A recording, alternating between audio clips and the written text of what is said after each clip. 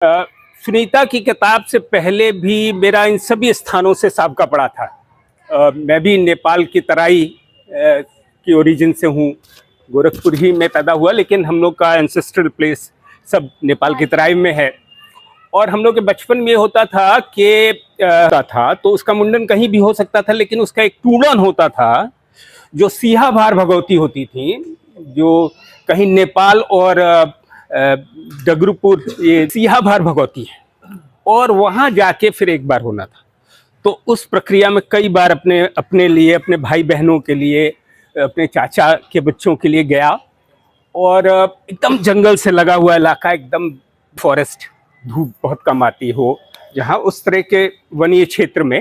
तो गोरखपुर में हट्टी माई हैं, बाकायदा। ये आपको अगर ध्यान हो, आप में से जो लोगों को नहीं पता हो, तो हट्टी माई हैं ये घोष कंपनी के पास, जहाँ पे गोला में शीतला माई हैं।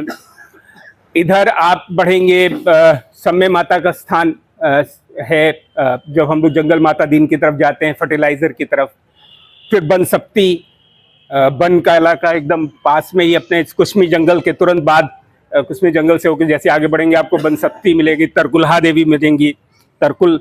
तो ये जो प्रक्रिया, जैसे आप चूंकि ज्यादातर शोधार्थी हमारे सामने, बुढ़िया माई जो वहाँ हैं, तो ये मैं इतिहास के विद्यार्थी तो, और मेरे सामने ज्यादातर शोध छात्र लोग बैठे हैं, तो मैं थोड़ा उस पक्ष की तरफ जाता हूँ कि जब कभी हम लोग विचार करें कि ये देवी देवताओं के बनने की प्रक्रिया कैसे शुरू हुई। करीब 45-50 सालों का रिश्ता है मेरा इतिहास से, आधी शताब्दी के लगभग होने जा रहा है।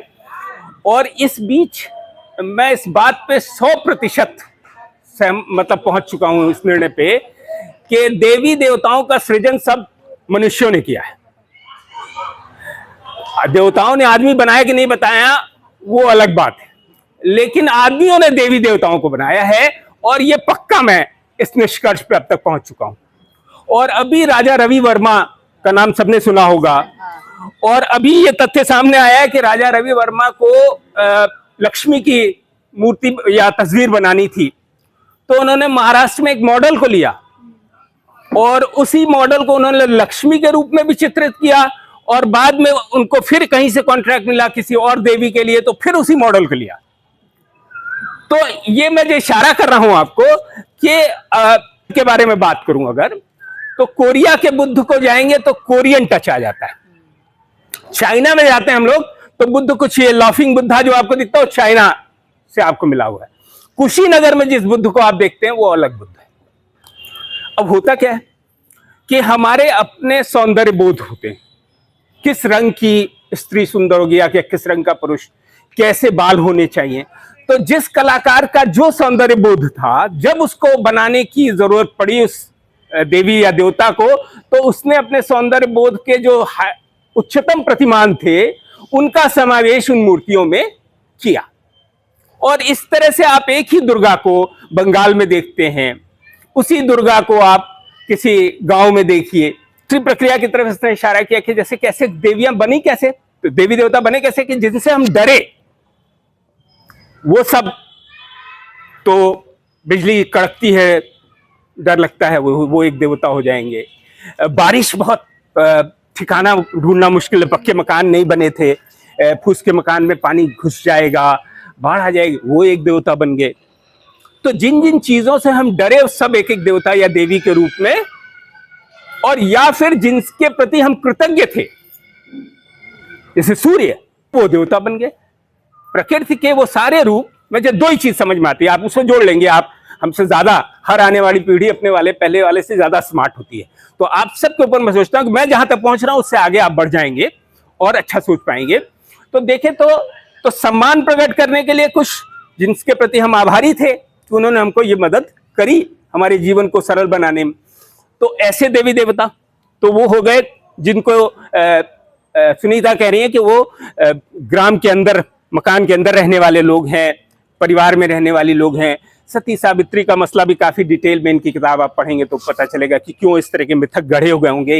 एक क्लोज सोसाइटी है, उसमें अपना सारा मान सम्मान के लिए एक प्रतिमान है, उसकी स्त्री को आप कैसे लेते हैं।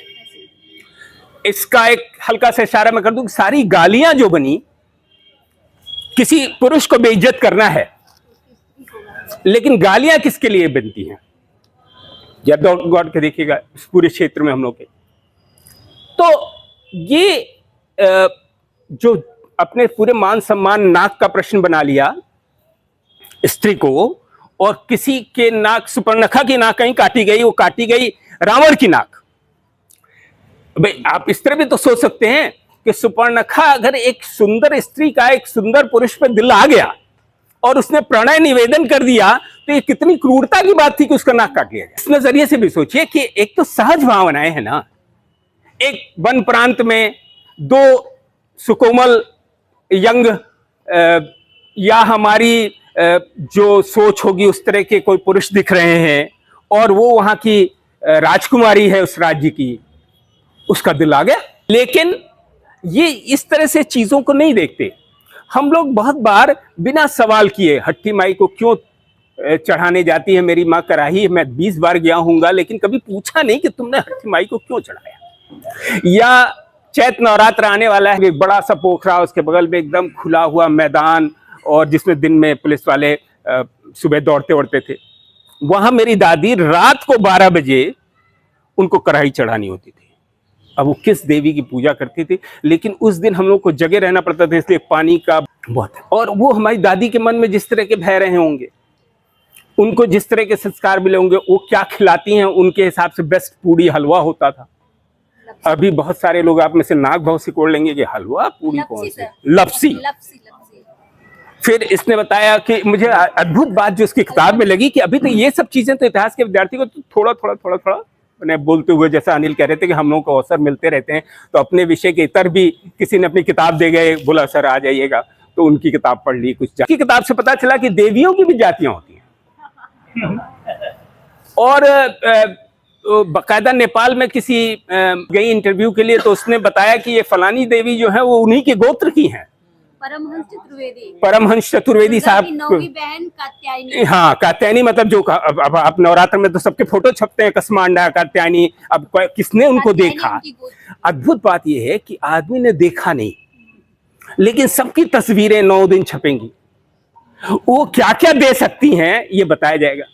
अच्छा आप ये बताइए, सामान्य सा है, आप किसी से 10 चीजें मांगिए और इच्छा करिए, 2 चीज पूरी हो जाएगी क्योंकि आप उसके लिए प्रयास कर रहे हैं। फिर आप कहेंगे दूसरे, अरे हम तो मनले रहनी, समझ ले कि हो गई हमारा। अब जिसने सुना वो भी पीड़ित, पूरा एक गरीब तबका है, परिवार है, पूरा एक समाज है।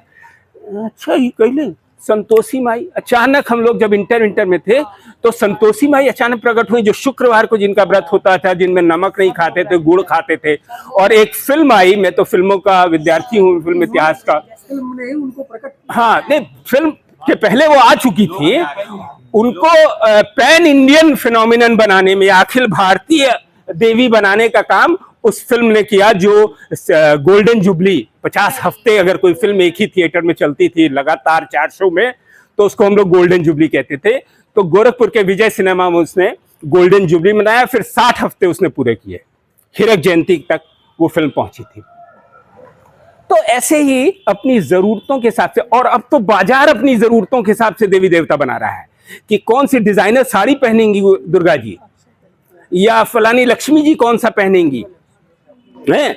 और तमाम जो इधर आप पौराणिक सीरियल्स आने लगे हैं। बाढ़, मैंने बहुत पहले 1990 जब अटल जी की सरकार पहली बार आई थी केंद्र में, 98 के आसपास, तो एग्जैक्टली मुझे टाइम नहीं था, तो उस समय स्वामी अग्निवेश एक पत्रिका निकालते थे, और उस पत्रिका के लिए उन्होंने मुझसे कहा कि कुछ ऐसा लिखो, तुम्हारा सिनेमा विषय है। तो मैंने देखा था कुछ समय अचानक से, उसी समय रामायण महाभारत ये सब 84 के बाद जब पहली टीवी आ रहा है, कलर टीवी आ रहा है, 84 में एशियाड हुआ था, और एशियाड का जो उद्घाटन समारोह था उसको कलर टीवी पे पहली बार दिखाया गया था। और उसी के बाद मिसेस गांधी की डेथ हो रही है अक्टूबर 84 में, 31 अक्टूबर 84 में, और तब बड़े पैमाने पर लंबे लंबे एंटीने लगा के उन जगहों पे जहाँ पे अभी तक सिग्नल नहीं मिलते थे, उन जगहों पे टीवी लगाने का चलन हुआ। अगर आप याद करें तो उसी दौरान महाभारत और रामायण आनी शुरू। अच्छा, अब विज्ञान की मदद से तो विज्ञान की मदद से उन चीजों की जिनकी हम कल्पना करते हैं, या उस समय का इंटेलेक्चुअल क्लास कल्पना करके लिखता होगा कि ब्रह्मास्त्र, तो अब ब्रह्मास्त्र को शक्ल देने की बारी आई, तो आप जितने ब्रह्मास्त्र, मतलब अगर 10 सीरियल बने होंगे तो 10 में ब्रह्मास्त्र के अलग अलग वर्जन आपको मिलेंगे। तो इससे क्या पता चलता है? मनुष्य क्रिएट कर रहा है, आदमी ये सब कुछ बना रहा है। मानक नहीं है कि ब्रह्मास्त्र ऐसा ही होगा। शिवा ट्रायलजी आप पढ़ें अगर आमिश की, तो उसमें भी शिवा ट्रायलजी में भी आपको ब्रह्मास्त्र का जिक्र है, और एक ऐसे शहर का जिक्र है जो 3 स्तरों में बना है। स्वर्ण स्तर है, रजत स्तर है और ताम्र स्तर है। तो सामान्य जनता जिस इलाके में रहती है वो ताम्र स्तर का शहर है। ऐसे ही है ये सब। मतलब कुल मैं अपनी बात को संक्षेप करूं तो वो ये है कि मनुष्य ने ये सब कुछ सृजित किया है, ये मानव दिमाग है, और हमको सबसे ज़्यादा आस्था इसी दिमाग पर या इसी के बेहतरी और इसी की वृद्धि के लिए लगाना चाहिए।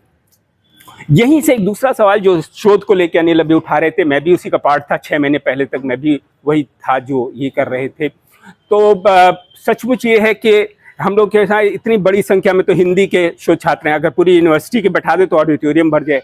हम लोग इतने शोधार्थी पैदा करते हैं साल, लेकिन उसमें से एक शोध ऐसा नहीं होता जो मानक, राष्ट्रीय मानक का शोध हो जाए। जैसे आप किसी ऐसे विषय पर काम करें, थोड़ा कमजोर काम करें जो नया हो। अब उसका एक उदाहरण मैं देता हूं। क्या किए, इतिहास हम नहीं देते। ICHR ने कहा कि साहब ये तो सोशियोलॉजिकल रिसर्च है, इसलिए आपको नहीं मिल सकता। और कुल मिलाकर लेकिन एक जिद करेंगे कुछ ऐसा कि जिसपे कोई काम ना हुआ। तो आज अच्छा ये लगता है कि कहीं भी जाए तो 20 लोग मिल जाते हैं जो अच्छा आपकी किताब मैंने पढ़ी है। क्यों? क्योंकि अगर सिनेमा पे आपको काम करना है, इतिहास और सिनेमा के संबंधों पे, तो आपको किताब देखनी पड़ेगी। तो उस बहाने आप बिना कारण, और मतलब इंडियन हिस्ट्री कांग्रेस में भी वो जो सिनेमा वाला लड़का है उसका तो इस तरह से एक परिचय बन जाता था। और यही काम मैंने अपने सारे शोधार्थियों से कराया है कि भैया तुम बहुत अच्छा काम ना करना, आप अपनी सीमाओं में ही काम करिए, लेकिन करिए किसी नए विषय पे, ताकि आपसे कोई गंभीर व्यक्ति होगा तो वो उसको और अच्छा कर लेगा। कम से कम एक विषय नया खोलो तो। वे रहते हैं लोगों से नहीं कि क्या पूछ दे। तो हम हमेशा अपने BA की क्लासेस में ये जरूर कहते थे, करी जो बिगाड़ी तब वो हाथ न बिगाड़ी।